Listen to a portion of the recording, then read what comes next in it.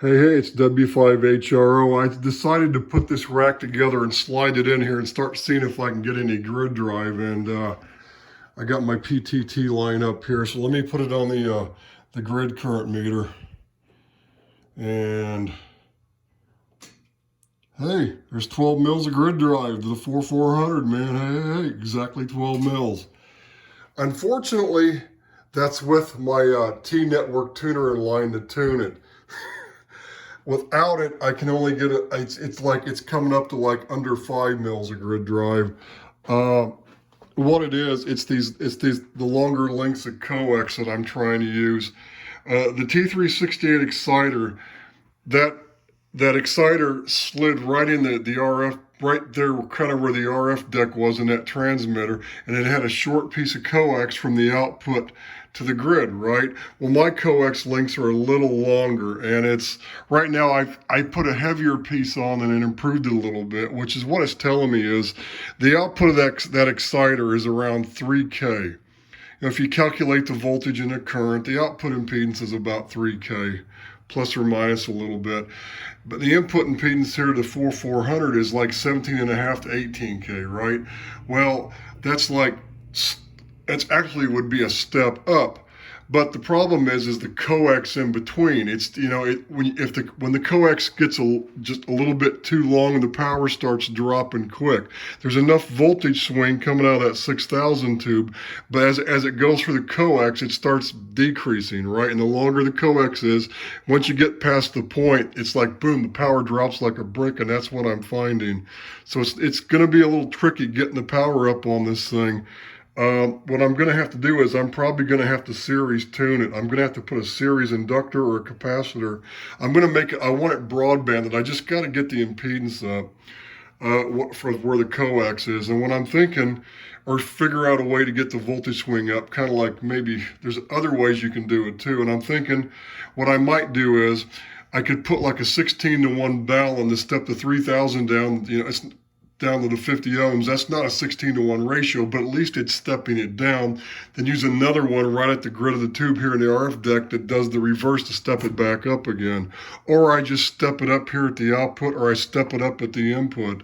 I could just do like a, voltage balun. And I'm thinking, I bought this one here a long time ago. It's a 16-to-1. I bought it for, because that's back when I was trying to drive this thing with like a 50-watt, 50-ohm transmitter, and I was trying to figure out a way to step it up. I just never got around to trying this one. This was the best one I bought, but I just never got around to it. I just said to hell with it. Wait till I get this exciter going someday, that's now. But I thought, what if I put this inside the RF deck right at the grid to step it up? There's ways I could probably fudge it to get it up high enough where I wouldn't have to worry about tuning it. So, I'm going to play around. What I'm going to have to do is I'm going to have to take the RF deck out in the garage with the exciter and put them side by side to figure out how to get the power up. And I'll get there. It's just going to take a little bit of time to figure it out. It may not be an easy thing to do. But I don't want anything that's going to be tight that when I change bands, it's going to have to be retuned. I thought, well, what if I had like a series cap in here that I had like an adjustment pod or something? But if I would have thought about that before, I would have relayed out this panel a little bit different. I really don't have room for a tuning pot. But I want fixed. I don't want it to be, something I've always got to tweak. Because the thing is that when I run the longer links of coax to this SB10 sideband adapter, it's going to be sitting here. It's going to be an issue, and I may have to put. My original plan was, I think I was going to. Not my original plan was to put it here, but obviously it wouldn't fit. But the next plan was to put it in a bigger box, build a supply, and if I had to put tuning, adjustments in there to make it work on sideband, that's okay. I could just put it all in that one external box that's going to connect. That's no biggie. But the AM, here in the rack, here just going on, operating AM mode with Class C bias, this has got to work as is, and I don't want to have to tune it. I want it to be just fixed, right?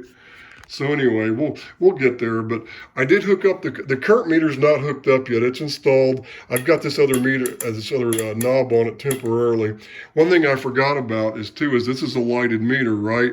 What am I going to use to power up that 6-volt lamp? And it dawned on me, oh crap, I should, the transformers in there, the ones I selected, I could have got one of them just a little bit bigger to power up that lamp, but this meter addition was an afterthought. So it's no big deal. I could always put a 120 volt light in this thing too, right? I could do that. I could put an AC light and wire it up with one of those. You can get them too. You can get the 110 volt bulbs, AC bulbs, just like you can the 6 volt bulbs. I could put a 110 volt bulb, 120 volt bulb in there, and that would solve the problem too. But anyway, it's coming to life. I just, right now, I mean, if worst came to worst, I could get this thing on the air, leaving this thing in line, you know, just to tune the exciter to get the full grid drive that I need. But there's ways I can get this thing to work without it. That's what I got to play with next. I got to slide these things out in the garage, and I don't really have room for the RF deck too on that small little workstation. Remember, all I did was I took a small piece of plywood, set it on top 2 cardboard boxes. That's what I've got for a bench. So I really don't have room for both these heavier things at once on that thing I put across those boxes. I'm thinking, what do I do? Come in here and clean this table off and, you know, put towels down and do it here maybe? I could do that. I mean, I got to figure out a way to pair these things up so I can get them working together, and that's what I've got to do next. But anyway, that's the main thing I wanted to show was that, hey, if I do this, I got 12 mils grid drive, so it's working. That's on 3880 too. So that's it for now. This is W5HR and an O.